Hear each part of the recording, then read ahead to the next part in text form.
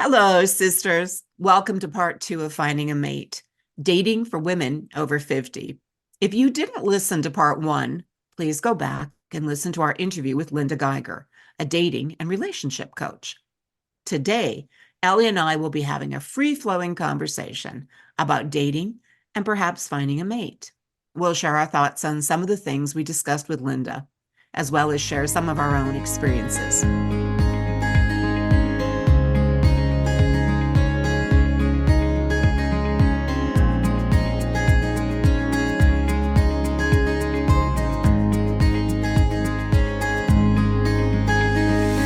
Welcome to the Jesus People Sisterhood podcast, a place where Christian single women aged 50 plus connect. I am your host, Janine Jordan, a Christian confidence coach and leadership mentor in Alberta, Canada. And I'm your co-host, Ellie McCormick, a Christian longevity coach and mentor in the USA. Being single women over 50, we know what it's like to feel overlooked, to have unrealized dreams, to experience the challenges of singlehood, and to be concerned about what our future will look like. We couldn't find anything online for single Christian women over 50, so we created Jesus People Sisterhood just for you, a place where sisters encourage and empower one another through the last third of life, because you are a treasure trove of wisdom and of exceedingly great value. This is an authentic community, a supportive family, with other women on the same journey where Jesus is the center of it all. Here you will find real talk, real community, and real sisters. Join us as we discuss building relationships, whole health, and growing spiritually. We'll review helpful books and articles, chat with guest speakers, share success stories, and have some laughs along the way. So grab your favorite beverage and we'll get started.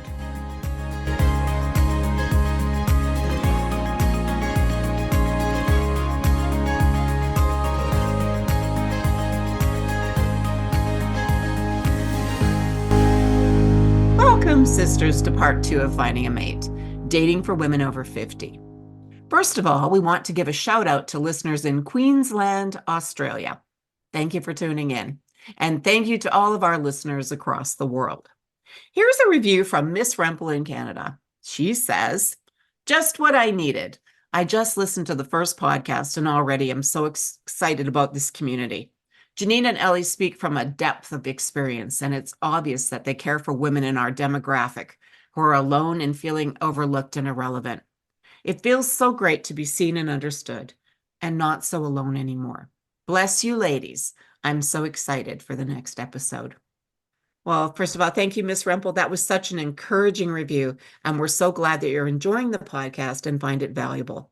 If you would like your review read on one of the episodes, please leave us a 5-star written review on Apple Podcasts, because this raises the podcast in the rankings and lets other sisters find us too.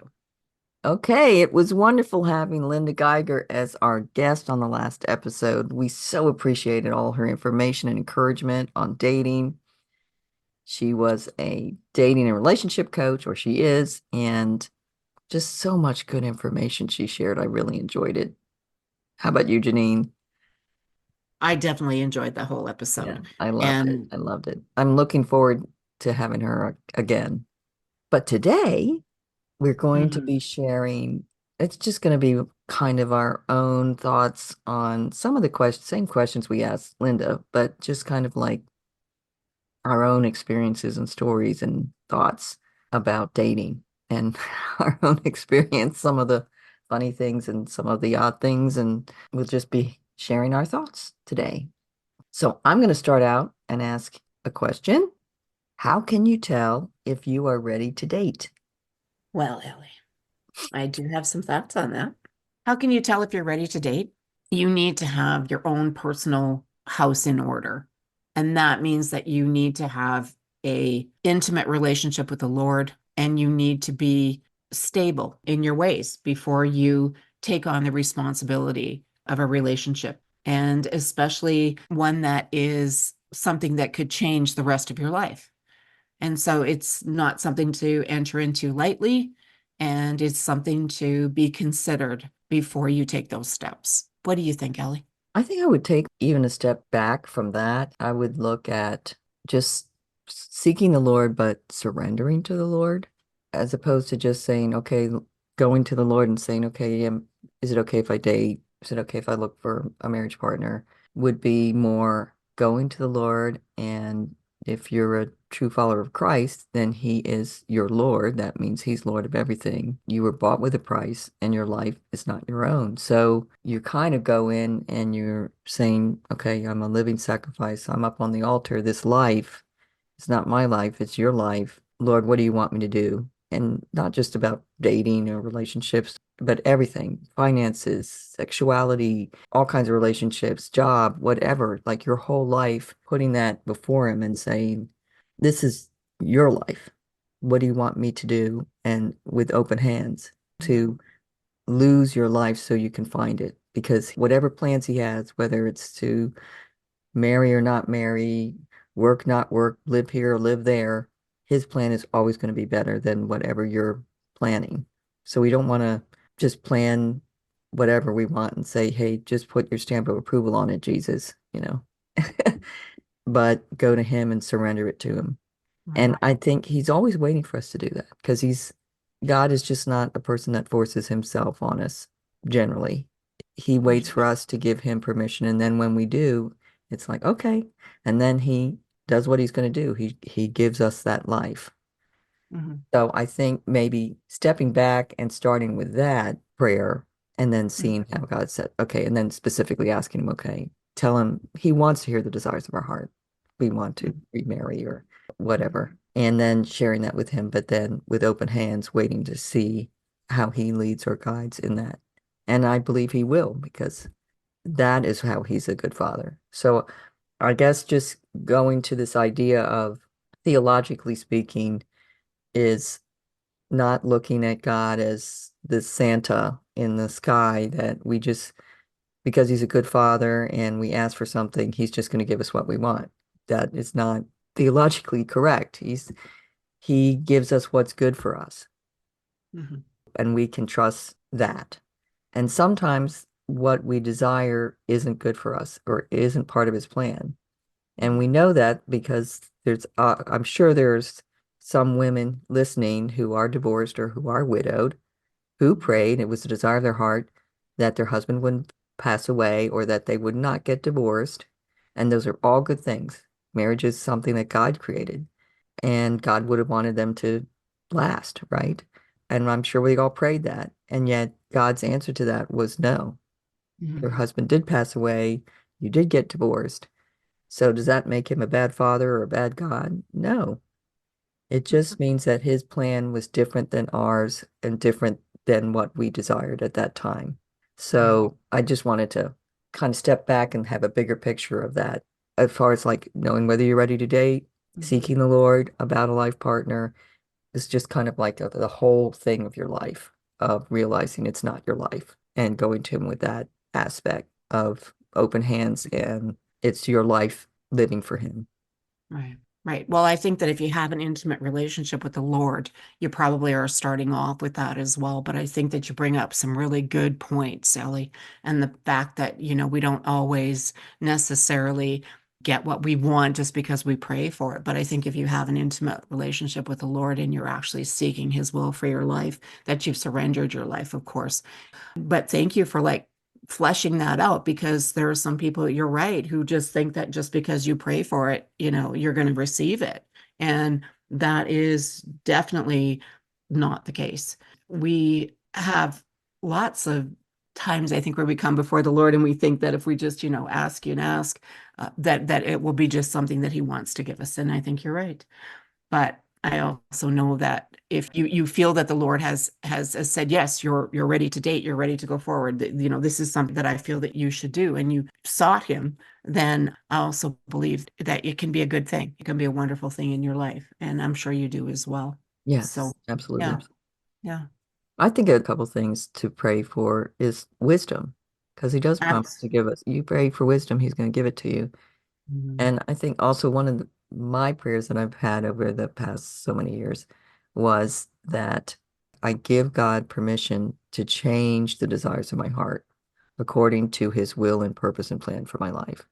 Because I don't want to be desiring something that he does not have for me. Mm-hmm. It just Mm-hmm. kind of makes us miserable.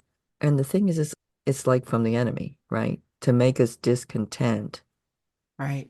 wanting something that God doesn't have for us and not realizing what God has is always going to be better than anything we made up. Absolutely. Yeah, absolutely. That's been the experience of my life when I thought that I wanted something and the Lord gave me something so much better. And you're right. I think as Christians, we need to continually have that prayer, I guess, on our lips and in our mind that your will, Lord, not mine. And we need to let your thoughts be my thoughts, let your desires be my desires, Lord. And that is always a good prayer. I agree. That's a great thing to bring up, Ellie. Yeah. Yeah. Yeah. So I think that would be what I would encourage anybody to do first is that kind of prayer, asking for wisdom, offering yourself, surrendering yourself to the Lord, and then telling him all the things on your heart and allowing him to do what he wants to do or what he's planned. Yeah. Yeah. Well, I Okay. think also, sorry, I'm just going to say, I also think, yeah, having your house in order Mm-hmm. is a really good plan before you step out there. I mean, we step out asking for so many things when we finally get to that point of going out on dates. We want this from other people and that from other people and this from other people. But if we take a good look at our lives, are we in a place, are we in that place where we are able to date? I think that was my point. My point was, yeah, Yeah. get your own house in order before you decide to run out. And especially those past relationships, you've got to resolve them. You've got to resolve what happened there if you have past relationships. Mm-hmm. And even if you've had a marriage where a spouse has died or things like that, you still have to get through that grief and be ready to come out the other side healed and in a position to date. Yeah. As a general rule, probably want to, all those things need to be lined up, right? Yeah, that's right. Yeah. Yeah. Okay. Next question. What are your thoughts on online dating? I think it's a tool. I think it has its purpose. I think people are in different situations. Some people are not in centers where they run into a lot of people. I think that are in their dating pool or with their necessary requirements. It can be used as a tool, but you have to be very careful with online dating. And there are just lots of things to be aware of. And you have to use common sense. And I think perhaps getting someone who does that, who sets up profile, does that thing. If you wanted to get a dating coach, and that might be something that's valuable because they can warn you of all the pitfalls. And I think as women over 50, we can be very vulnerable, especially online. And so yeah, it's just really something to think about. I know the Lord certainly, and I think we've discussed this before, can bring somebody into your space, right? I guess you have to make that choice and just decide how you're going to pursue that or whether you're going to wait for the Lord to bring you somebody that's in your area, Hmm. right? Yeah. Yeah, yeah. What about Um, you? Online I'm, dating. yeah, I think it's probably better if you meet somebody in person, but Hmm. as far as like, okay, what the dangers of online dating, because you can't see this person, you don't see them in the regular life, you don't know who they are, Right. but you could still meet somebody in person, and there's danger there too, right? I mean, you kind of, True. so yeah, you just have to be careful with dating, period. Right.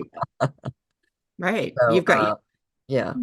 I think Linda gave, I don't remember the statistic she gave, but most marriages now are people who met online.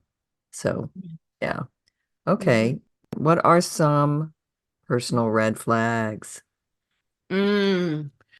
For me, I think it's how he treats others, his respect for others as human beings. Or I think of how a person treats their animals, how a person treats their colleagues, how a person treats, especially their mom, their parents, whether or not they're respectful to others. I think that's just a really something to watch, how they if you're out and how he treats the wait staff, how he treats people that are unable to pay him back for his kindness, Hmm. things like that. And also, I think that there's the way that he talks about women. the way that he talks about his past relationships.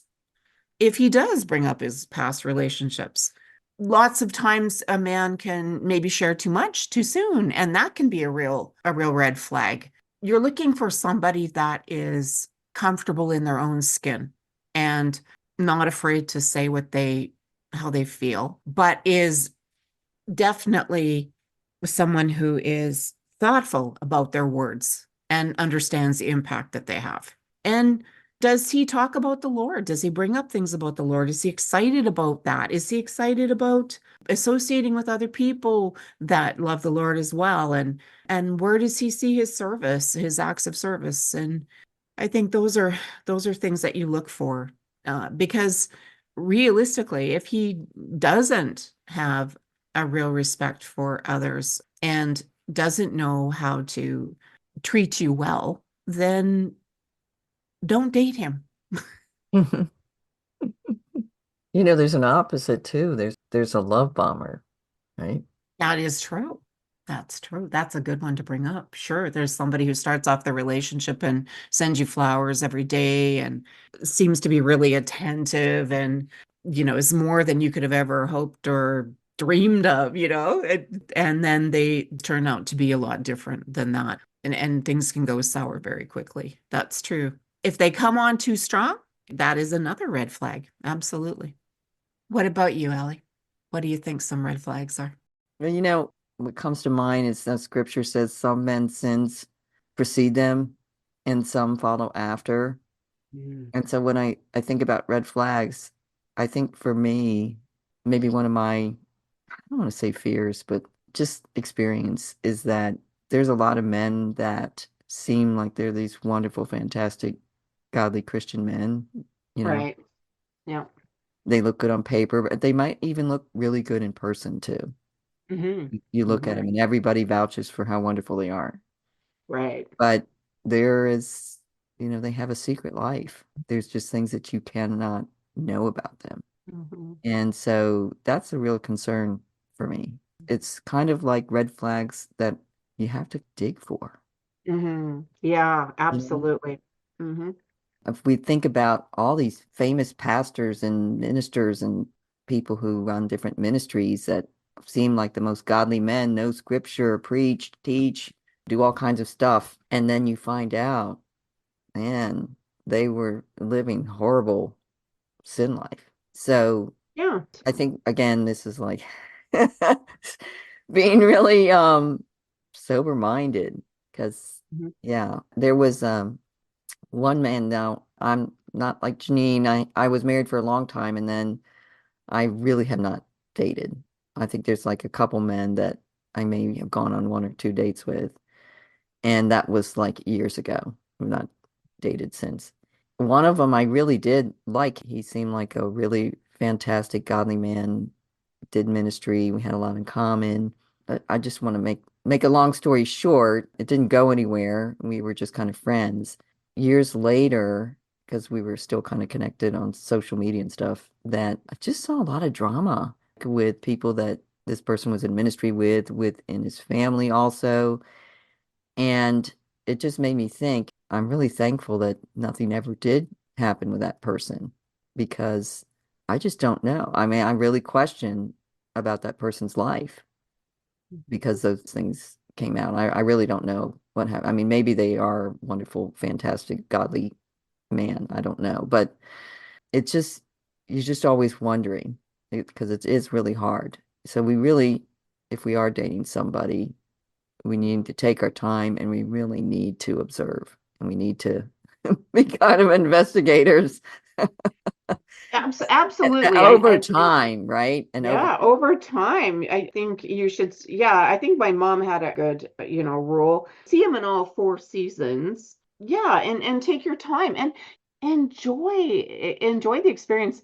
I have learned so many things from some men that I've dated, just skills and different perspectives. And I've had some really nice experiences. I've obviously had some ones, and I'm not married. So, I mean, obviously, for me, that didn't happen. But I think you should be intentional and you shouldn't date somebody that wouldn't be a prospective person, and you should have a list, and you should, I always have a list, but you have to remember that you're the prize, like Linda says. It's up to the woman, and the man should pursue. But I also think that there's, like I said, I've had some wonderful experiences where I've just had fun and enjoyed myself and learned some new things that I never thought that I would do. And I don't regret dating some of those men, maybe, Mhm. but not all of them. And I think it's your perspective. You should be an investigative reporter. You should be somebody that is aware that people may not be what they seem. But then again, there's some people out there that are just like you, and they're thinking the same thing from the other side.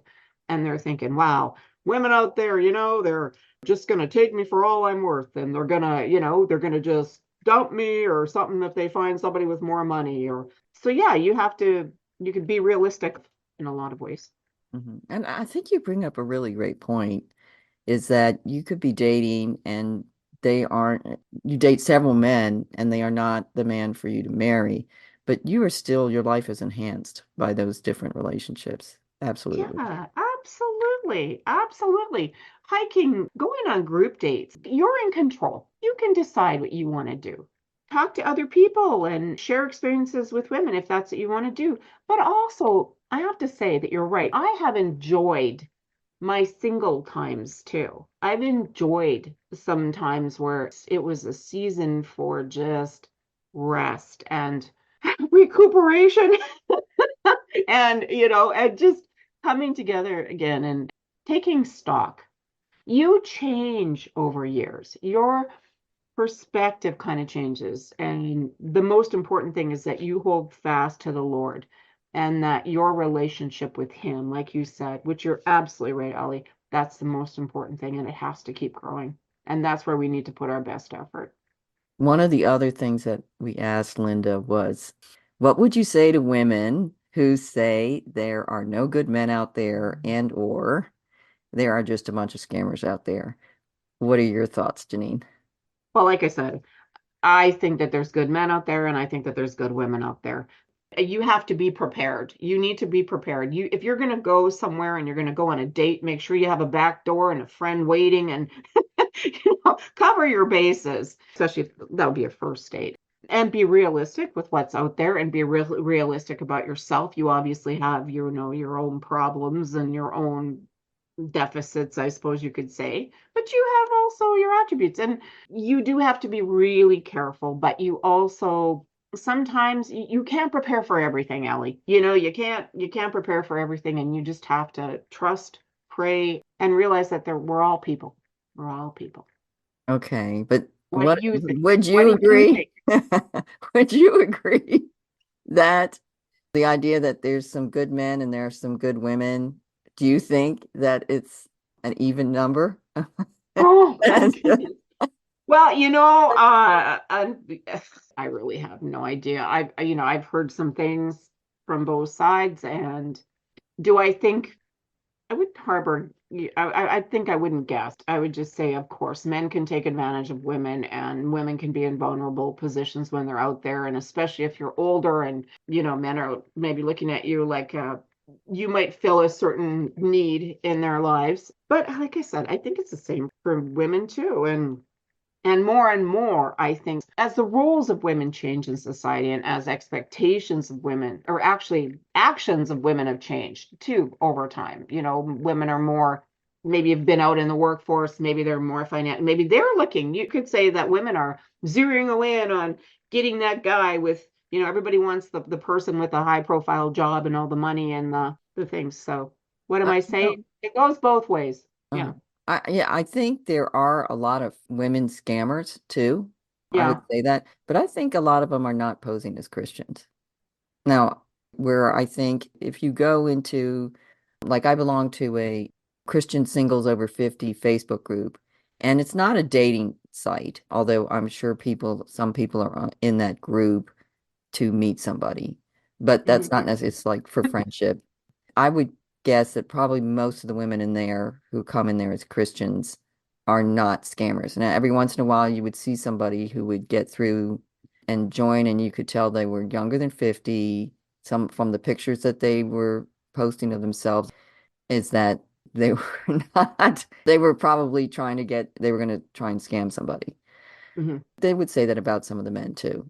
I would say probably in the older Christian community that most of those women probably aren't scammers. The scammers are somebody that are, I'm from Eastern Europe. I'm younger, it's usually that's somebody from the Philippines or something. It's not somebody usually posing as a Christian when you can clearly tell that they're not. I would Where agree. the men, they pose as, I'm this Christian. I'm purposely going to church to find a Christian woman. I can say it's probably different also because the men scammers are usually, you'll see they have pictures of them with pets and grandchildren and things like that Yeah. to attract this nice woman that they hope to Hmm. take her money. Hmm. Right? The scam is a little bit different of how they're scamming, Right. maybe. Yeah. Yeah. No, I would agree with you. I would agree with you. Yeah, for sure. Um, Okay. Well, I'm and going there's to give evidence my of definitive opinion is that that. there are less men than women out there. There are less, quote, good men than there are good women out there. In speaking of Christians, that's what I'm going to say. And Well, and everybody can that, disagree with me, but I really do believe that's true. I don't promote that there are no good men out there idea no, no. as to have that attitude and then to have that be, well, that's why I'm never going to remarry and Yeah. all men are terrible. I'm not a man hater. I am a realist. Realist. I knew you were going to say it. Yeah, and I agree with you. There's merit to what you say, and absolutely. Women can be more vulnerable, and especially in their older years, right? When we're, yeah, we would really like to have a nice person to settle down with, and we may settle for something less than perhaps what we would have settled for before, too. That can happen the other way as well. Yeah. Right, right.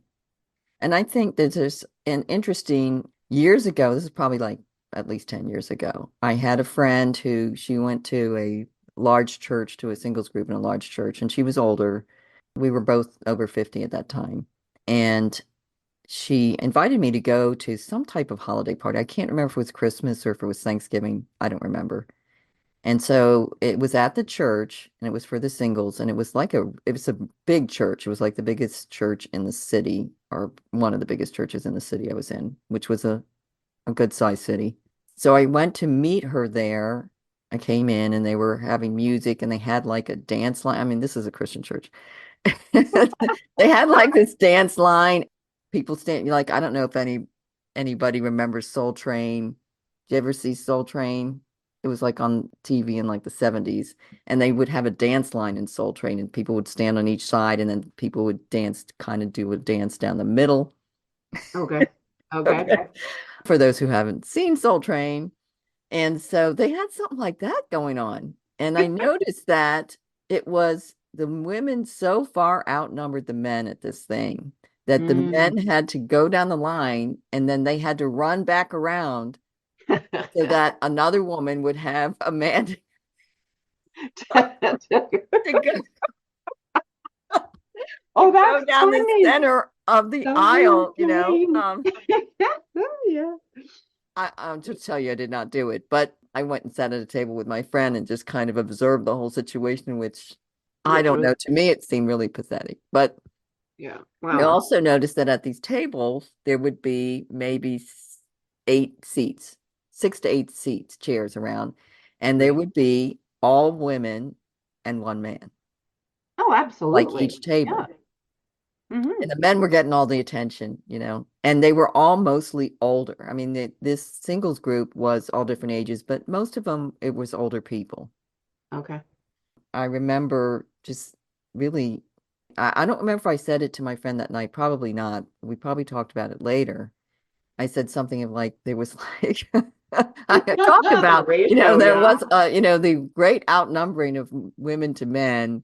And she goes, yeah, well, it's 7 women to one man, single Right. man. And Well, that number struck me because there is scripture, I don't know where it is, but it's in the Old Testament about 7 women grabbing one man. and saying, let us have your name. Just, you don't have to provide for us or anything. Just give us your name. Mhm. And it was really about God's judgment, right? Mhm. God's judgment on Israel because Mhm. of their sin and turning away from him.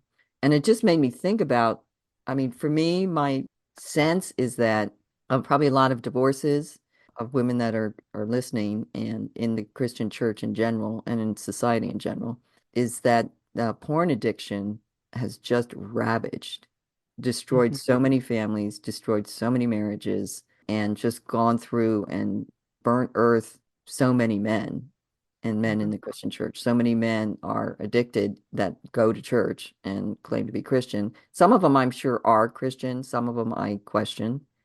Mhm. I just feel like that is kind of the judgment because we've let that happen. It doesn't really get addressed properly or taken care of or dealt with in the church. That maybe that is God's judgment. That why there are so many more women to eligible men. And by the way, this 7-1, I knew like at least one of the men that was at that thing, I had heard him talk about how he was, married and he was recently divorced and he was bankrupt and Oh, he great. wasn't paying all the stuff that he needed to pay and his wife was being all this kind of stuff. And it's like, so here, and he was an attractive man. He looked nice. He looked like he had money, but it was a lie. Mhm. And here are probably more than 7 women were after this guy. Right. Yeah, So no, I think you look in nursing homes, I think you look in old age homes for want of a better word. And yeah, the women are living longer than men are. That's true. And it may well be the Lord's judgment on, I can't really say, but I do know that, and you're right. And I think even women are watching pornography, and I think that the numbers are really raising with that as well. yeah, And yeah. I think there's a judgment on our lives. Canada, I mean, yeah, it's definitely fallen away, and the United States as well. We're rich, rich countries, and choosing to serve ourselves rather than others, and also Satan sneaks in there and doesn't want nuclear families, and he wants all the chaos and things like that. And I think that that's something that's true. And there are definitely more women that I know of than men that are our age and single, for sure. Hmm. Yeah. Okay, next question. How important is it for a couple's doctrinal beliefs to be aligned? I think it's extremely important. I have no idea how people do it if they aren't. It's tough enough to be in a relationship, I think, without having that deterrent there. Yeah. I think I agree with it does depend on a person's beliefs. I guess by person, the woman, if she's deciding to a certain extent. But I question if somebody is willing to give up all their conviction Yeah. for to be married to somebody, then then maybe they're not in the place they should be before they get married. Because especially by our age, and I'm realized there might be somebody who hasn't been a Christian that long, and so they don't have a lifetime of building convictions. But for most of us, I think most of us have been Christians for some time, and if you're just willing to throw out most of your convictions out the window to be with somebody, I don't know. I mean, I would really look into that because I don't think that's healthy and I don't think that's a good place to be. Mhm. Yeah, I agree. And I think really our marriage is supposed to be a couple who's serving the Lord together. If you don't agree, how can you walk together? The Exactly. scripture says. So you have to be in agreement. You won't be in agreement 100%, but a lot of it, and you would think it'd be pretty high, 80% and above, right? So Mm. yeah, I agree with you there totally. Should a woman consider dating a man that is not financially secure? I think that he should have his financial house in order, as should you. Now, there are circumstances that come along that does make it difficult, and especially in our economy today. I mean, who knows what really is going on? But still, I think that if you are going to consider dating a man, that he should have financial accountability and that he should have some resources, have a plan. He should be someone who is frugal and somebody that is wise with his money. And does that mean he has to be wealthy? No. Does that mean that he is got a huge portfolio, that sort of thing? No. But I think at our age, that it's good that he has his house in order. I think I totally agree there. I would just add that to me, it's not so much that somebody's wealthy. That's not the idea. It's really about character. And I think Yeah. Linda kind of mentioned that. It's like, well, if the guy had a downturn in his business or something, as opposed to somebody who's lived in his mother's basement all his life, because that's really just the person's character Mhm. showing up in their financial situation. So that's why I think, yeah, I don't think I'd consider somebody, even the guy who maybe has good character and for whatever reason he had some problem with his business, maybe somebody embezzled or something. I think he should not be looking to marry until he's resolved that situation, right? Until Mhm. he is in a better place financially. Right. So I don't think you should be looking to get married if you are desperate financially. Right. I Yeah. agree. I agree. And also, just here's a word of caution. I think that if you're dating somebody and you're at that dating stage, that you should not be helping someone with your finances, with something that they're purchasing. That's just my opinion.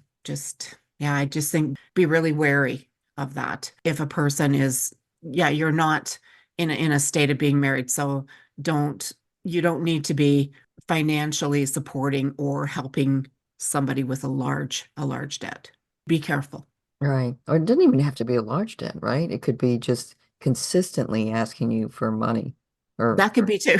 right? You're That consistently could be too. Yeah, nickel and right. diming you, uh, Right. That's true. paying for Yeah. this and paying for that.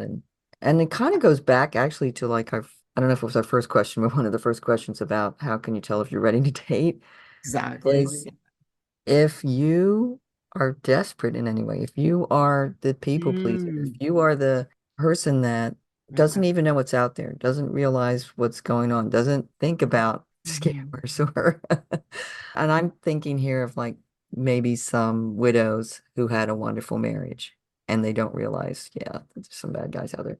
If you aren't in that place where you are just so willing to give so much to somebody in a dating relationship, then you're probably not ready to date. I think there needs to be Mhm. some soberness there that you have Right. to have, right? So you don't get taken advantage of. Mhm. Because, yeah, you will get taken advantage of probably.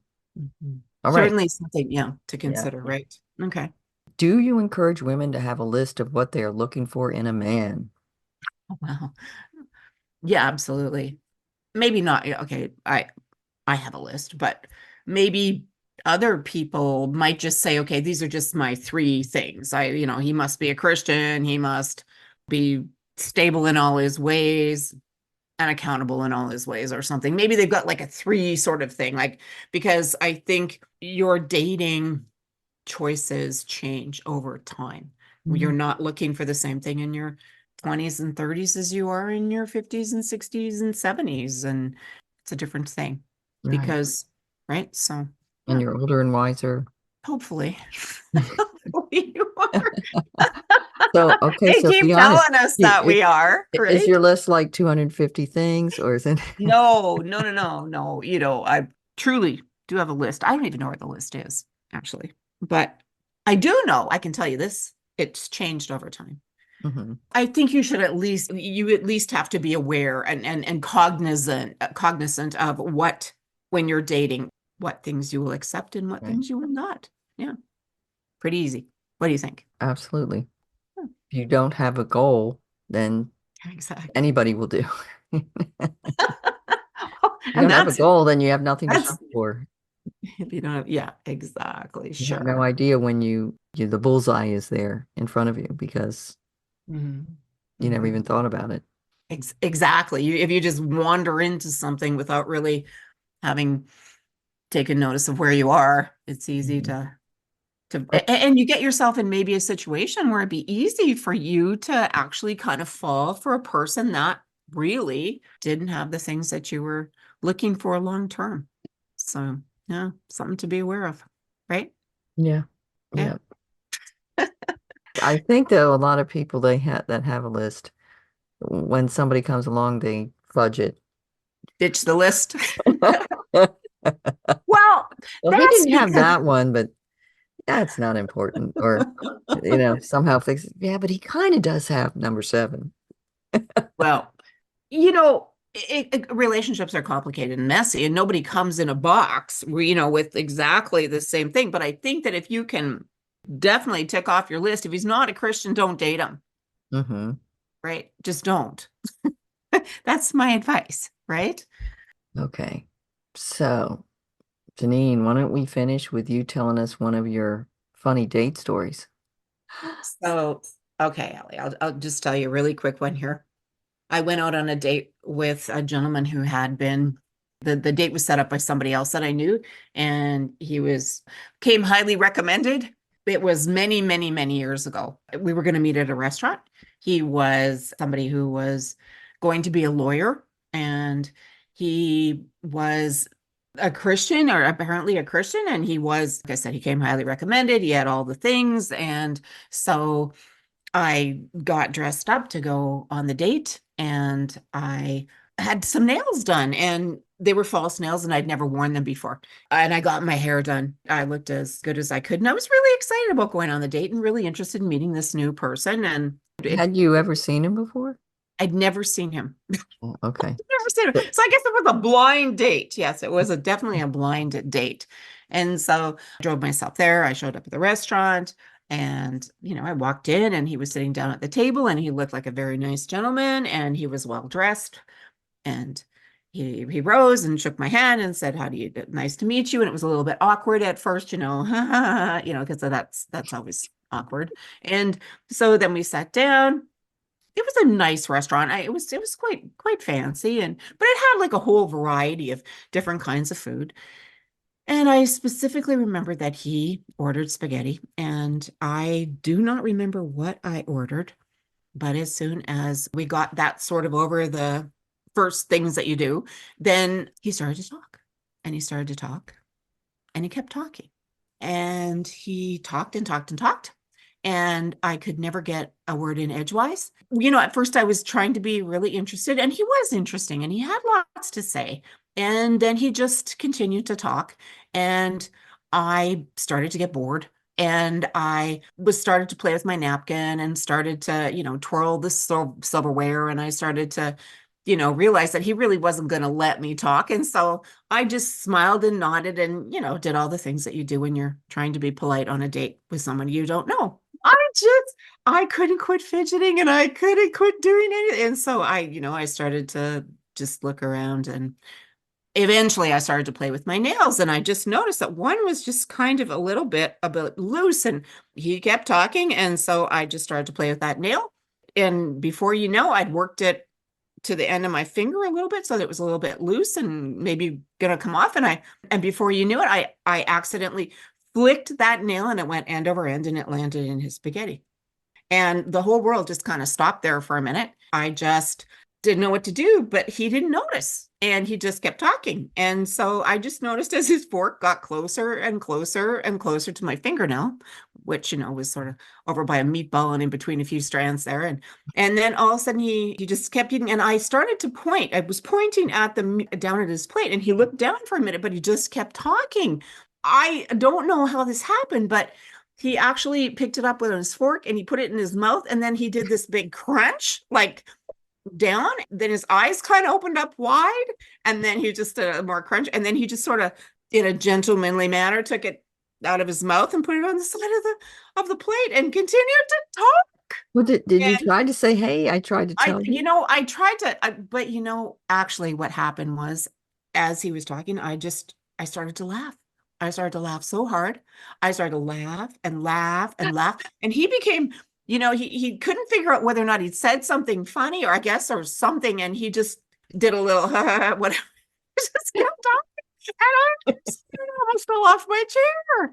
It was just a very odd, it was a very odd date. And he chewed up my fingernail and then you know what?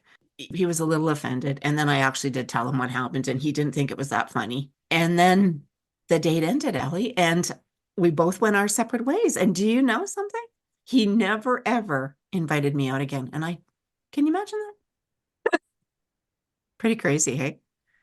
Do not date men that just sit there and talk and don't notice what's going on your side of the table. So that would be one of my red flag advices. Yeah. Crazy, huh? Oh. Ugh. Did you ever say anything to the person who set you up? You know, we did have a discussion about that, and she thought it was hilarious. And she said, you know what? I don't know what happened to him. I think he was just nervous or something. And I thought, I don't know if he was nervous, but he just didn't pay any attention. So that was just kind of an odd thing that happened. Yeah. On a date with me. Yeah. Well, we'll always wonder what happened to him. That's right. Maybe he met somebody who didn't wear fake nails. Right. And didn't mind his talking. Yep. Let him do all the talking. That's right. Moral of the story is? Moral of the story would be go out, have fun, meet new people, enjoy yourself, live and learn, pick up stories to tell on podcasts. Yeah, but even a bad date could turn out to be kind of fun. Yeah, something funny. Okay, well, I think we'll close this episode off here. Say thank you to everyone who's listened so far. Okay. Join the Jesus People Sisterhood Community Facebook group. Please share any thoughts that resonated with you from today's podcast episode in our private Facebook community. Start reaching out to other single women and create your local group of Jesus People Sisters. Please let us know about your group to add to our directory by contacting us at support@JesusPeopleSisterhood.com. Have you had a good experience with a business? They've treated you honestly and helped you at a reasonable price. Please let us know. We would like to start a directory of JPS-friendly businesses. Let's care for one another. That's all we have for today, sisters. Be blessed by him who is able to protect you from stumbling and to make you stand in the presence of his glory, blameless and with great joy.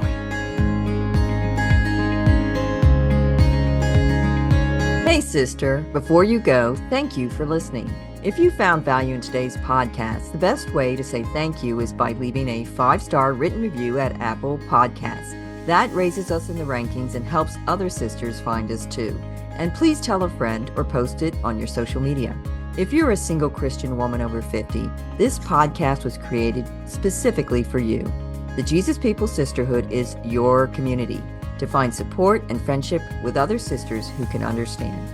Be sure to follow us on your podcast app and join our free private Facebook group at Jesus People Sisterhood Community. Jesus People Sisterhood has also started a private Facebook group for housing and co-living opportunities. You can check that out at Jesus People Sisterhood Senior Housing. You can also find us on Facebook at Jesus People Sisterhood and individually for Janine at riseupcoachingandconsulting.com and for Ellie at samaramountain.com. And ladies, this is the necessary disclaimer. Our podcast content is for informational purposes and does not constitute professional advice for mental health, medical, legal, financial, or other areas. The opinions of the guest do not necessarily reflect the opinions of the host. It is our heart that this podcast will be a blessing to you. Together, let's build a powerful sisterhood with Jesus. Make a friend, add a sister, across the border and around the world.